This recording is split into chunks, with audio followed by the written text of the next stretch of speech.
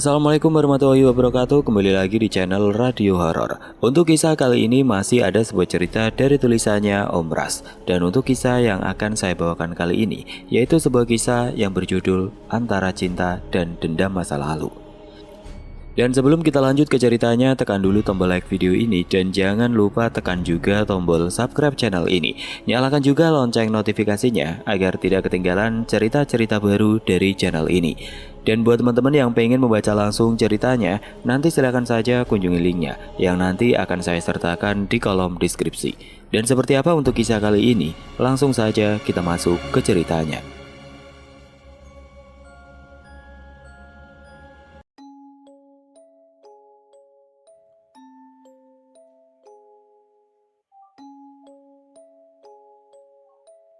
Saya mau cerita dulu sebentar sebelum mulai ceritanya. Jadi 2 minggu yang lalu saya ketemu orang, usianya 22 tahun. Dia sudah menjadi yatim piatu sejak kejadian tragis menimpa sekeluarganya. Dia juga seorang perantau, sama seperti saya. Ketemunya di jalan mau ke daerah Banjarmasin. Motornya kehabisan bensin pas di tengah jalan sepi. Om kan selalu bawa bensin cadangan karena memang kerjaannya jual beli motor bekas. Jadi perlu banget bawa bensin cadangan biar nggak kehabisan di tengah jalan. Setelah itu kami ngobrol-ngobrol sebentar, tukar-tukar WA. Akhirnya di suatu hari kami ketemu lagi. Dia ngajakin buat beli pentol sama es. Ya saya ikut tuh ceritanya. Nah kita sama-sama cerita perjalanan hidup masing-masing. Dan akhirnya karena waktunya mepet, saya pergi setelah kerjaan beres. Saya pulang ke rumah. Saya chat dia nanyain lanjutan ceritanya. Dia cerita panjang lebar. Saya nggak bisa SS-in chatnya karena kami menggunakan bahasa daerah. Oh ya, dia ini dari suku Dayak juga, tapi bukan dari Kalimantan Tengah ataupun dari Kalimantan Selatan. Dia menganut agama Buddha.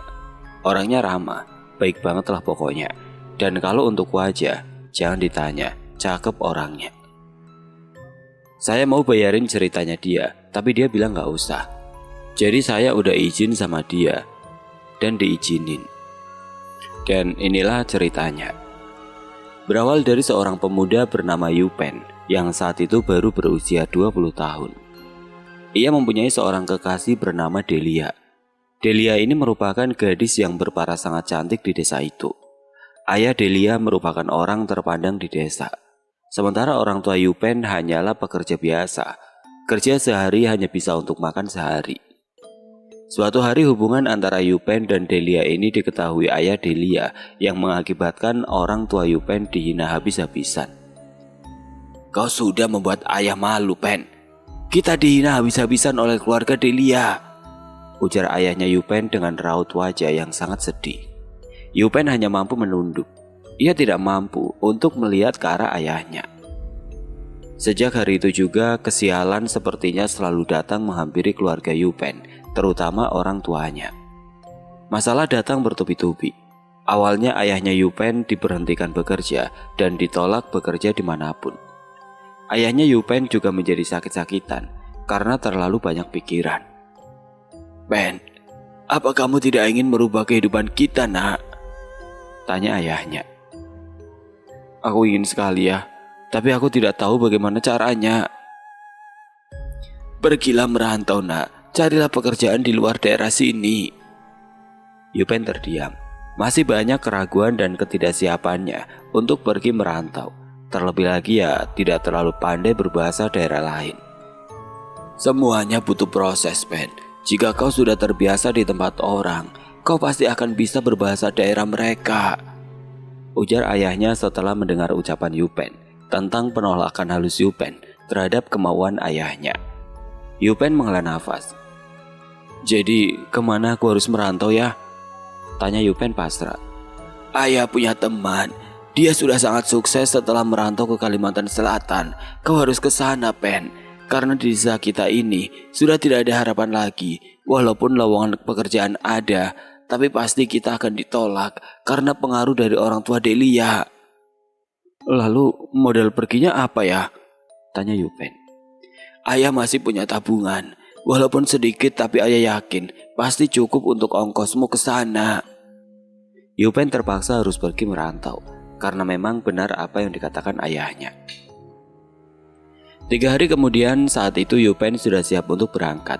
Di tangannya tergenggam uang yang tidak seberapa, pemberian dari ayahnya. Saat orang-orang turun untuk makan di warung, Yupen hanya bisa memperhatikan dari jauh. Ia tidak punya cukup uang untuk ikut makan di warung. Ia pun mengeluarkan singkong rebus yang ia bawa dari rumah dan mulai memakannya. Di tengah perjalanan, ia tidak menyangka jika harus berganti tumpangan. Sementara uangnya hanya tinggal Rp1.000 yang pasti tidak akan cukup. Terpaksa ia harus berjalan kaki dengan sesekali bertanya pada orang yang dia temui. "Ke kota B masih jauh kah?" tanya Yupen pada seorang bapak-bapak yang sedang duduk di sebuah rumah warung di pinggir jalan. "Masih jauh sekali, Nak," jawab bapak-bapak itu. Ia terus berjalan hingga beberapa hari lamanya, dan selama itu ia terpaksa minum air parit ataupun air dalam genangan. Juga mencari makan di sepanjang jalan yang masih terdapat hutan di kedua sisi jalannya. "Ini akan aku ingat seumur hidupku," gumam Yupen saat ia hendak melahap buah-buahan liar karena lapar. Di kesekian hari saat Yupen berjalan dengan langkah yang sempoyongan karena sudah lama tidak makan ASI, ada sebuah mobil bagus yang berhenti di dekatnya. 3 orang keluar dari mobil. Seorang bapak-bapak berusia 50 tahunan dan istrinya juga seorang gadis cantik. "Anak ini mau kemana?" tanya bapak-bapak itu. "Saya kehabisan ongkos, Pak. Saya ke Kalimantan Selatan mau merantau ke sana," jawab Yupen pelan. Ketiga orang itu saling berpandangan, lalu menawarkan agar Yupen ikut bersama mereka. "Kebetulan sekali, kami juga ingin pulang ke Kalsel. Lebih baik anak ini ikut saja bersama kami, nanti kami antar sampai ke tujuanmu," ujar bapak-bapak tersebut. "Saya mau sekali, Pak, tapi saya takut merepotkan bapak sekeluarga," ucap Yupen. "Tidak merepotkan kok, ayo. Oh ya, kenalkan dulu, nama saya Santos, ini istri saya, Yuliatri, dan gadis cantik ini adalah anak sematawayang saya, namanya Ika Octavia," ujar si bapak yang mengaku bernama Santos, seraya memperkenalkan anak dan istrinya. "Nama saya Yupen, Pak," ucap Yupen memperkenalkan diri. Yupen sangat berterima kasih pada keluarga itu. Di dalam mobil, Yupen duduk berdampingan dengan Ika, dan ternyata si gadis cantik itu bisu karena ia menawarkan makanan pada Yupen dengan kode tangan. "Oh iya, Nak Pen, kamu ini sebenarnya tujuannya mau kemana?" tanya Pak Santos. "Saya tidak tahu pasti, Pak, karena saya hanya ingin ke kota B untuk mencari pekerjaan." Tiba-tiba Ika memberi kode pada ayahnya dan ayahnya langsung mengangguk. "Bagaimana kalau Nak Pen ini bekerja di rumah saya saja? Kebetulan saya sedang mencari pengganti tukang kebun di rumah," kata Pak Santos menawarkan. Ika menatap Yupen sambil mengangguk. Yupen pun akhirnya menerima tawaran keluarga yang sangat baik tersebut. Singkatnya, saat mereka memasuki sebuah halaman rumah dengan pagar yang tinggi dan bagus, Yupen tercengang melihatnya. Pak Santos memarkirkan mobilnya. "Ayo turun, ini rumahku," ujar Pak Santos, seraya membuka pintu mobilnya untuk keluar. Saat ia diajak masuk ke dalam rumah besar itu, Yupen semakin kagum dengan perabotan di dalamnya. Pak Santos dan anak istrinya juga mengantarkan Yupen ke sebuah kamar. "Selama kamu bekerja di sini, kau tidur di kamar ini ya, Nak Pen," ujar Pak Santos membuyarkan kekaguman Yupen. Iya, Pak. Sekarang istirahatlah, mulai besok kau sudah bisa bekerja." "Terima kasih, Pak, Bu, Ika sudah sangat baik pada saya dan sudah memperbolehkan saya bekerja di sini. Saya tidak tahu harus bagaimana untuk membalas kebaikan kalian, tapi saya janji, saya akan bekerja sungguh-sungguh dan tidak akan pernah mengecewakan Bapak dan Ibu," ucap Yupen. Pak Santos tersenyum, lalu meninggalkan Yupen di depan kamar tersebut. Yupen melihat isi kamar itu, ternyata di sana ada lemari kayu dan ranjang yang muat 1 orang. Ia merebahkan tubuhnya, sesaat ia terlelap. Dalam mimpinya ia melihat dirinya yang sedang berjalan di jalanan sepi, sama halnya seperti yang ia alami tadi, dan beberapa hari sebelum bertemu dengan keluarga Pak Santos. 2 hari berlalu, minggu berganti bulan, Yupen sudah sangat akrab dengan keluarga Pak Santos, terutama Ika. Bahkan Yupen mulai merasakan cinta untuk Ika di hatinya. Namun ia tidak ingin jika Pak Santos sampai tahu apa yang ia rasa. Ia takut jika nanti akan menimbulkan kesalahpahaman yang akhirnya mengakibatkan kejadian penghinaan yang dilakukan oleh ayah Delia pada orang tua Yupen akan terulang lagi. Yupen mulai menjaga jarak dengan Ika. Hingga sampai suatu hari, Yupen berniat untuk pulang ke rumah. Ia sudah sangat rindu pada orang tuanya. "Nak Pen, Bapak tidak melarang jika kau mau pulang. Tapi Bapak yakin Ika pasti akan sangat sedih," kata Pak Santos malam itu. Saat ia dan Yupen sedang bermain catur bersama. "Maksud Bapak sedih bagaimana, Pak?" tanya Yupen tidak mengerti. "Apa kau tidak tahu jika Ika mempunyai perasaan lebih padamu?" ujar Pak Santos balik bertanya. Dek. Yupen mengalihkan pandangannya ke arah pintu. Ternyata di sana sudah ada Ika yang sedang berdiri memandang ke arah Yupen dan Pak Santos. "Bapak maklum jika kau tidak bisa menerima putriku karena memang dia memiliki banyak kekurangan." Yupen menjadi serba salah mendengar ucapan Pak Santos. Ia lalu menceritakan alasan kenapa ia harus merantau dan juga tentang penghinaan yang dilakukan oleh orang tua Delia, mantan kekasihnya dulu. Pak Santos tersenyum, seraya menghela nafas lega mendengar cerita Yupen. "Aku dan istriku tidak seperti apa yang kau bayangkan, Nak Pen. Kami tidak pernah melarang siapapun mencintai Ika dan tidak pernah mempermasalahkan latar belakang keluarga calon menantu kami nantinya. Bagi kami, selama Ika bahagia, kami juga ikut bahagia. Tapi yang jadi pertanyaannya, apakah kau juga mempunyai perasaan yang sama pada Ika?" ujar Pak Santos. Yupen mengangguk pelan. "Saya memang telah jatuh cinta pada Ika. Maka dari itu tadinya saya memutuskan untuk pulang, Pak. Saya tidak ingin perasaan cinta saya pada Ika semakin bertambah setiap detiknya. Saya takut jika apa yang saya alami dulu akan terulang lagi," kata Yupen pelan. "Saya tegaskan sekali lagi, Nak Pen, bahwa saya tidak pernah memandang derajat seseorang dari hartanya. Jika memang kamu tulus mencintai Ika, Bapak dan Ibu selaku orang tua dari Ika pasti akan merestui hubungan kalian," ujar Pak Santos seraya tersenyum lebar. Yupen sangat terharu. Tidak pernah ia jumpai orang yang sangat baik seperti keluarga Pak Santos ini. "Saya sungguh sangat bahagia sekali, Pak, dapat memiliki gadis sebaik dan secantik Ika. Saya pasti tidak akan pernah menyakiti Ika," ucap Yupen. "Bapak juga berterima kasih karena kau mencintai Ika dengan tulus. Besok kita akan berangkat ke desamu. Aku ingin bertemu calon besanku," ujar Pak Santos seraya berdiri dan menggandeng Yupen untuk masuk ke dalam rumah. Di dalam rumah Pak Santos membicarakan semua yang telah ia bicarakan bersama Yupen tadi. Dan pastinya Ika sangat senang setelah tahu itu.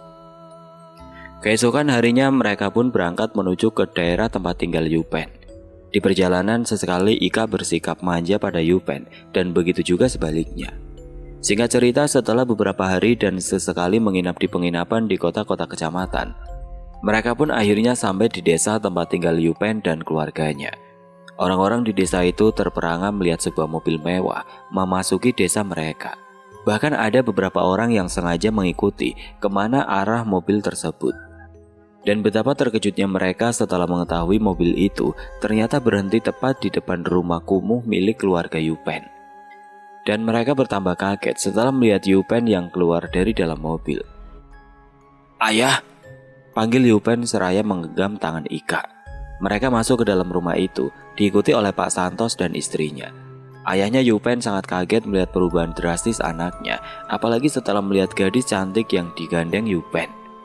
"Siapa ini, Pen? Cantik sekali," ucap ayahnya terkagum-kagum. "Ini Ika ya, calon istriku. Dan ini perkenalkan calon mertuaku," kata Yupen memperkenalkan tamu-tamu yang datang bersamanya itu.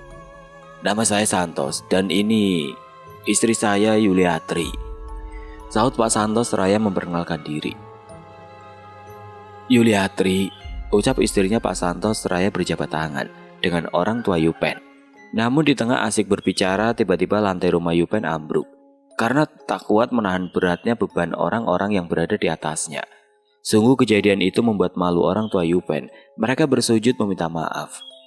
"Sudah, Pak, sudah. Jangan begini. Saya jadi tidak enak," ucap Pak Santos seraya menyapu tanah yang masih menempel di celananya. "Saya mohon maaf sekali, Pak." Ucap ayahnya Yupen gemetar. Tidak apa-apa Pak, lagian karena memang tubuh saya yang besar ini Pak, sehingga membuat lantainya ambruk. Ujar Pak Santos berusaha tersenyum, walau pantat dan pinggangnya masih terasa sangat sakit. Singkat cerita, setelah Pak Santos merenovasi rumah orang tua Yupen, ia mengusulkan agar pernikahan Yupen dan Ika dipercepat. Dan tentu saja usulnya langsung disetujui oleh orang tua Yupen. Singkatnya mereka pun berangkat ke tempat tinggal Pak Santos untuk mempersiapkan pernikahan Yupen dan Ika. Sesampainya di rumah besar milik Pak Santos, orang tua Yupen diperlakukan dengan sangat istimewa oleh Pak Santos sekeluarga.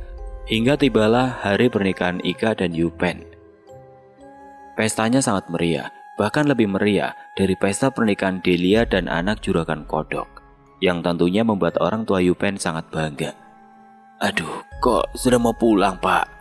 Baru juga seminggu datang, sudah mau pulang. Seminggu lagi lah Pak ya. Saya tidak ada teman kalau Bapak pulang. Ujar Pak Santos berusaha menahan keinginan orang tua Yupen untuk pulang. Saya mau sekali Pak untuk tinggal seminggu lagi di sini. Tapi tanaman sayur-sayuran saya di desa pasti akan mati, tidak terurus Pak. Kata orang tua Yupen menolak halus. Pak Santos menghela nafas panjang. Baiklah Pak, kalau memang begitu. Tapi nanti kalian harus sering-sering kemari ya. Kami nanti juga akan berkunjung ke sana jika saya tidak sibuk. Ujar Pak Santos seraya menyelipkan lembaran uang ke dalam saku baju ayahnya Yupen. Apa ini Pak? Tanya ayahnya Yupen tidak enak hati. Sudah, ambil saja untuk beli pupuk. Biar nanti kalau kami ke sana bisa makan sayur-sayuran enak. Jawab Pak Santos. Oh iya Pak, nanti biar sopir kami yang mengantar kalian. Aduh, kami jadi tidak enak Pak. Selalu merepotkan keluarga Bapak. Ucap ayahnya Yupen. Ah Bapak ini, kita kan berbesan. Wajarlah jika saling membantu. Kata Pak Santos seraya merangkul bahu ayahnya Yupen. Tidak terasa 5 bulan berlalu setelah pernikahan Yupen dan Ika. Hingga akhirnya Ika mulai menunjukkan tanda-tanda kehamilan. Yupen sangat-sangat bahagia saat mengetahui istrinya hamil. Begitu juga dengan Pak Santos dan Bu Yuliatri. Mereka juga sangat bahagia karena sebentar lagi mereka akan mempunyai cucu. Besanku harus tahu tentang kabar gembira ini, gumam Pak Santos. Pen, menurut ayah, kita harus segera ke rumahmu. Kita beritahu orang tuamu tentang kehamilan Ika. Ujar Pak Santos seraya merangkul bahu menantunya itu. Ia juga berjoget-joget karena saking senangnya akan segera memiliki cucu. Istri, menantu, dan anaknya tertawa melihat kelakuan Pak Santos. Sebentar lagi aku punya cucu. Sebentar lagi aku punya cucu. Aku tidak akan diolok-olok teman-temanku lagi. Ujar Pak Santos dengan nada yang dibuat-buat seperti menyanyi. Esoknya pagi-pagi sekali Pak Santos dan Yupen berpamitan untuk pergi ke daerah tempat tinggal orang tua Yupen. Tidak lupa Yupen mencium perut Ika dan mengecup keningnya sebelum pergi. Ika mengingatkan agar Yupen dan ayahnya berhati-hati. Perjalanan pun dimulai. Sepanjang perjalanan dari rumah, Pak Santos terus tersenyum bahagia. Jika nanti cucuku sudah lahir, aku akan mengadakan pesta 7 hari 7 malam. Semua teman-temanku yang pernah mengolok-olokku akan aku undang. Ujar Pak Santos. Yupen hanya tersenyum mendengar rencana mertuanya itu, yang ia rasa terlalu berlebihan.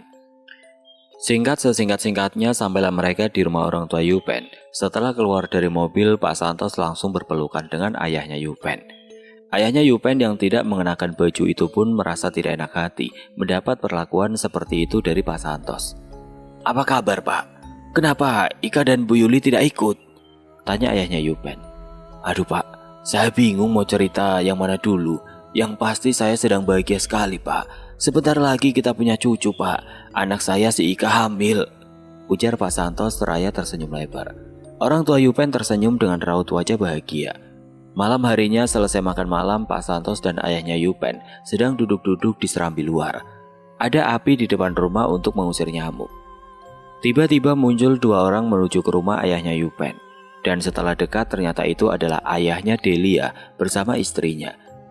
Ada apa ya Pak? Tanya ayahnya Yupen dengan nada dingin. Sementara Pak Santos cuma tersenyum-senyum ke arah tamu. Saya kemari ingin menawarkan untuk Yupen. Kalau dia mau menikahi Delia, kami sudah merestuinya. Ujar ayahnya Delia tanpa basa-basi. Bahkan tersenyum pun tidak. Maaf, maksudnya ini apa? Tanya ayahnya Yupen. Dulu kan anak kalian itu sangat ingin menikahi Delia. Nah, sekarang sudah saya izinkan. Jangan banyak tingkah kalian itu, jawab ayahnya Delia. Tunggu. Tapi Yupen ini sudah menjadi menantu saya, Pak. Kenapa mau dijodoh-jodohkan dengan perempuan lain? Ika anak saya sedang hamil, anak dari Yupen. Jadi tolong, jangan merusak kebahagiaan mereka, ujar Pak Santos sedikit emosi. Yupen yang berada di dalam rumah itu pun keluar karena mendengar namanya disebut-sebut. Saat Yupen di luar, ayahnya menceritakan maksud kedatangan ayahnya Delia pada Yupen. Saya sudah punya istri dan sebentar lagi saya akan punya anak. Jadi tolong sekarang Bapak jangan lagi mengungkit-ungkit masa lalu. Istri dan mertua saya lebih baik dari kalian. Jadi tidak ada alasan buat saya mengkhianati kepercayaan mereka, ujar Yupen dengan tegas. Punya istri bisu saja belagu. Kalian itu tidak akan punya rumah sebagus ini kalau tidak mengemis-ngemis dengan ayah mertuamu itu. Cuy, ujar ayahnya Delia menghina. Andai kau seumuran denganku, akan kuhajar mulutmu itu, bentak Yupen saat ia hendak menghajar ayahnya Delia, namun tubuhnya dipegangi oleh Pak Santos. Penolakanmu ini akan aku ingat sampai tulangku jadi kapur, ancam ayahnya Delia sebelum pergi. Yupen benar-benar terbawa emosi dengan penghinaan ayahnya Delia itu. Keesokan harinya mereka bermaksud untuk pulang, sekalian membawa orang tua Yupen, dan mereka pun berangkat. Masalah malam itu sudah terlupakan oleh Pak Santos, namun masih membekas di ingatan Yupen. Singkatnya, setelah sampai di rumah besar milik Pak Santos, mereka langsung disambut oleh Ika dan ibunya. Apa kabar anak ayah? Bisik Yupen pada perut Ika. Saat mereka sedang asik mengobrol dan membahas jenis kelamin anak dari Ika dan Yupen, tiba-tiba ayahnya Yupen terserang sakit. Ia pun diantar ke kamar dan disuruh beristirahat oleh Pak Santos. Namun semakin bertambahnya waktu, sakitnya semakin parah. Tidak ada yang tahu ayahnya Yupen terserang penyakit apa. Cepat panggil mantri, ujar Pak Santos menyuruh istrinya. Dan saat mantri sudah datang, ayahnya Yupen pun diperiksa. Namun mantri mengatakan bahwa ayah Yupen baik-baik saja. Keringat terus mengucur dari tubuh ayahnya Yupen. Tubuhnya menggigil dan terus meringis kesakitan. Mereka yang ada di dalam rumah itu semuanya terlihat panik dan khawatir dengan keadaan ayahnya Yupen. Dan beberapa saat kemudian, ayahnya Yupen langsung kejang-kejang. Matanya melotot menatap lurus ke atas kamar. Dan tiba-tiba baju yang dikenakan ayahnya Yupen seperti terhisap ke dalam perutnya. Dan saat Yupen membukanya, ternyata benar saja. Di perut ayahnya nampak sebuah lubang, namun anehnya saat lubang itu terbuat, sama sekali tidak ada darah yang keluar. Tahu apa yang terjadi dengan ayahnya, Yupen kemudian terisak. Ayah, maafkan aku, ucap Yupen. Sementara Pak Santos dan istrinya melongo melihat apa yang terjadi pada besan mereka itu. Kalau begini, apa namanya Pak Mantri? Apa ini dikatakan tidak sakit juga? Tanya Pak Santos. Maaf Pak, tapi memang Bapak ini sehat-sehat saja. Darahnya tidak tinggi dan semuanya juga baik-baik saja. Saya juga bingung Pak. Alah, bilang saja kalau kau ini belum berpengalaman, ujar Pak Santos tidak terima jawaban seperti itu. Dan Bu Yuliatri yang tahu sifat suaminya itu pun langsung mengajak Pak Mantri keluar untuk membayar semua obat-obat yang diberikan untuk ayahnya Yupen. Pen, jangan sesali keputusanmu nak. Kau sudah benar, jaga istri dan anakmu, ucap ayahnya Yupen di tengah rasa sakitnya. Pak Santos yang mendengar ucapan besannya itu menjadi terharu. Ben, lebih baik kita bawa ayahmu ke rumah sakit nak, ujar Pak Santos. Namun belum lagi sempat mereka mengangkat tubuhnya, ayahnya Yupen mengembuskan nafas terakhirnya. Ayah, teriak Yupen histeris. Mereka semua bersedih kehilangan ayahnya Yupen yang begitu baik dan ramah. Bahkan Pak Santos sudah merasa seperti bersaudara dengan ayahnya Yupen. Pak Santos dan keluarga serta Yupen berangkat ke kampung halaman ayahnya Yupen untuk acara penguburan. Singkat cerita, setelah penguburan selesai, Yupen kembali didatangi oleh ayahnya Delia. Bagaimana dengan tawaranku, Pen? Tanya ayahnya Delia. Kau ini tidak punya otak atau apa? Menantuku ini sudah punya istri dan istrinya sudah hamil, bentak Pak Santos. Emosinya sudah tidak tertahan lagi. Dengan wajah lesu, Yupen menemui ayahnya Delia. Bapak ini sebenarnya maunya apa? Dulu mati-matian menghina kami sekeluarga hanya karena saya berpacaran dengan anak bapak. Tapi kenapa saat saya sudah punya anak istri, Anda malah meminta-minta dan memaksa saya untuk menikahi anak Anda," ujar Yupen dengan nada terkesan membentak. "Kau berani menolak karena kau sudah tergiur dengan harta yang ditawarkan oleh si tua ini kan? Padahal jauh di dalam hatimu masih tersimpan cinta untuk anakku," ujar ayahnya Delia tetap beranggapan kalau Yupen masih suka dengan anaknya. Yupen tersenyum sinis. "Terserah Anda mau mengatakan apa tentang saya. Yang pasti saya sudah tidak menyimpan rasa apa-apa terhadap anak Anda. Saya cukup bahagia menikah dengan Ika. Tujuan saya sekarang hanya untuk membahagiakan mereka, istri dan anak saya," ujar Yupen seraya merangkul istrinya yang baru saja keluar dari dalam rumah. Ayahnya Delia mendengus kesal dan langsung pergi meninggalkan halaman rumah Yupen. Sore itu Yupen tengah mencari buah-buahan di tepi sungai karena Ika sangat ingin memakan buah yang tumbuh di pinggir sungai. "Pen," panggil seseorang. "Iya," jawab Yupen masih asik memetik bunga. Ia menjawab tanpa melihat dulu siapa yang memanggilnya. "Pen, maafkan ayahku dulu ya. Aku pun masih sangat mencintaimu, Pen," ucap seorang wanita itu. Yupen berhenti sejenak, lalu menoleh ke arah suara, dan ternyata di sana sudah ada Delia yang berdiri dengan perut yang membesar. "Ada apa denganmu dan ayahmu, Del? Aku sudah mempunyai istri dan sekarang istriku sedang hamil.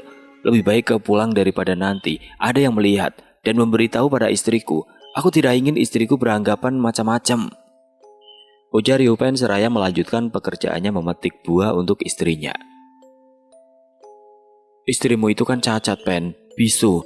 Kau bisa saja menceraikannya lalu kembali lagi bersamaku," ujar Delia merengek. "Diam! Kau tidak berhak mengatakan apa-apa tentang istriku, apalagi menyebut-nyebut keluarganya. Kekurangannya bagiku adalah kelebihan, dan dia tetap akan menjadi yang nomor satu di dalam hidupku. Lebih baik, sekarang kau pergi dan jangan coba-coba menggangguku lagi," bentak Yupen. Delia bergegas pergi setelah mendapat bentakan dari Yupen. Dan setelah Delia pergi, Yupen turun dari atas pohon. Dan ternyata di balik pohon besar yang lumayan dekat dengan sungai, muncul Ika sambil tersenyum. "Sayang," ujar Yupen membalas senyum Ika. Ika menggunakan bahasa isyarat memuji kecantikan Delia. Dan Yupen baru tahu jika Ika ternyata sudah cukup lama berada di balik pohon itu, mendengarkannya berbicara dengan Delia tadi. Ika mulai bertanya dengan bahasa isyarat. Tapi agak susah sepertinya kalau saya menuliskan semua bahasa isyarat yang digunakan Ika di sini. Jadi saya akan tuliskan saja dalam bahasa normal. "Dia mengandung, apa itu anakmu?" tanya Ika dalam bahasa isyarat. "Bukan, aku tidak pernah sekalipun berhubungan seperti itu dengan dia. Saat pertama aku melakukannya yaitu denganmu," ujar Yupen berusaha menjelaskan pada Ika, juga dalam bahasa isyarat. "Lalu yang dia kandung anak siapa?" tanya Ika masih dalam bahasa isyarat. "Mungkin anak suaminya, karena dia sudah pernah menikah," jawab Yupen seraya menggandeng istrinya. "Dia cantik," puji Ika. "Kau lebih baik," jawab Yupen seraya mengecup kening istrinya. Hari itu mereka kembali ke rumah Pak Santos. Di perjalanan masih terlihat jelas kesedihan di wajah mereka semua. "Pen, orang tua mantan pacarmu itu sungguh tidak tahu malu," ujar Pak Santos. "Mereka memang begitu ya. Aku merasa sangat beruntung karena dulu tidak jadi menikah dengan anak mereka," jawab Yupen. "Perempuan itu cantik," ujar Ika dalam bahasa isyarat. "Ah, kalau cantik parasnya saja, ayah rasa pelacur juga tidak kalah cantik," jawab Pak Santos nampak tidak senang melihat Ika yang memuji mantan kekasih Yupen. "Ayah benar," ucap Yupen. Tidak terasa Ika sudah hampir melahirkan. Malam itu semua penghuni rumah jadi gaduh karena Ika yang akan segera melahirkan. Yupen terus menggenggam tangan Ika sambil sesekali menciumnya. "Panggil bidan, Pen," suruh Pak Santos dengan keringat dingin yang terus mengucur di tubuhnya. Hatinya begitu khawatir kalau Ika tidak bisa melewati persalinan secara normal. Yupen bergegas berpamitan pada Ika untuk pergi menjemput bidan.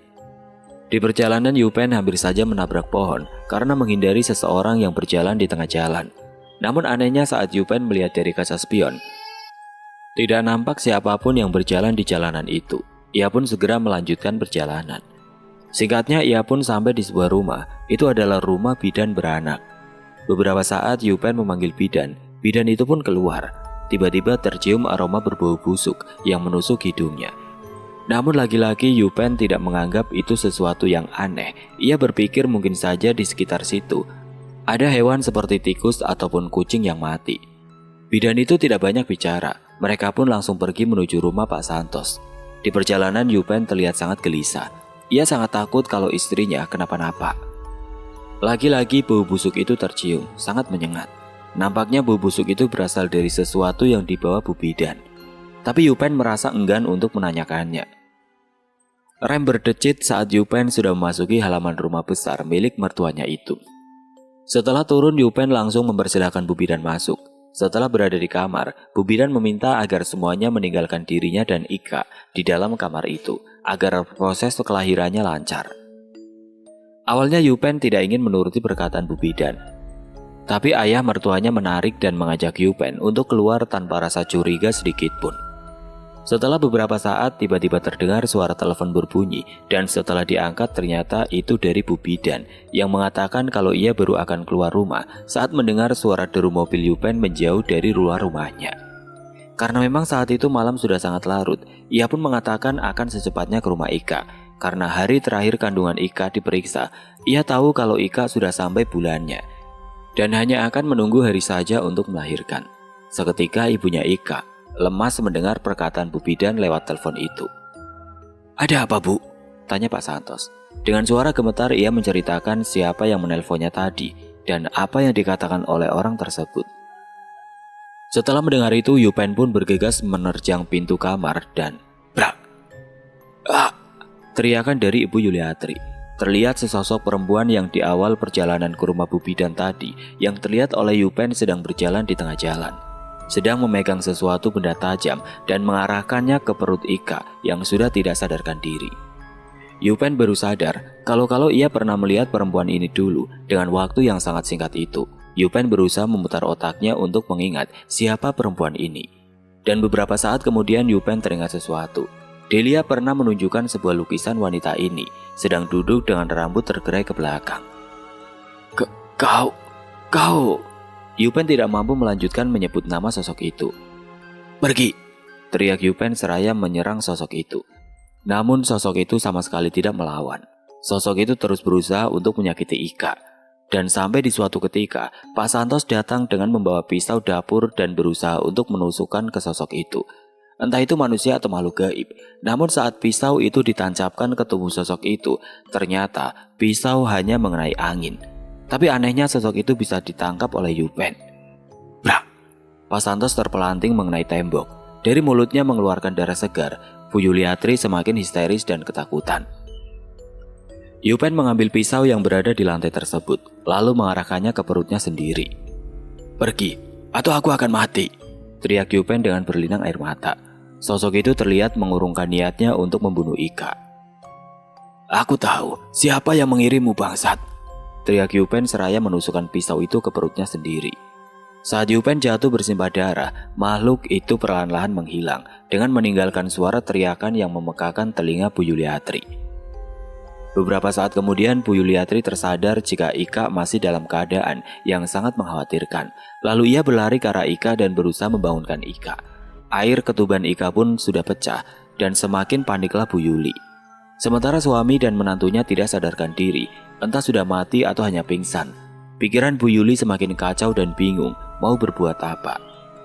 Ia juga sudah mencoba mengoleskan minyak kayu putih ke hidung Ika, namun Ika tidak kunjung bangun. Tiba-tiba, dari arah luar rumah, terdengar suara deru kendaraan.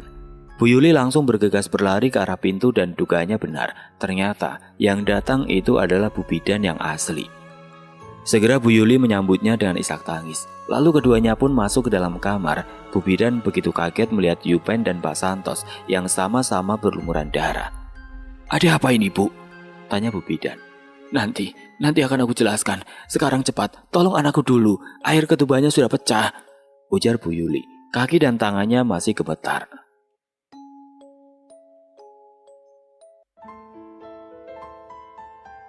Oke teman-teman, sampai di sini dulu ceritanya. Nantikan kelanjutan kisah ini di video berikutnya. Agar tidak ketinggalan, klik tombol subscribe channel ini dan nyalakan lonceng notifikasinya. Wassalamualaikum warahmatullahi wabarakatuh.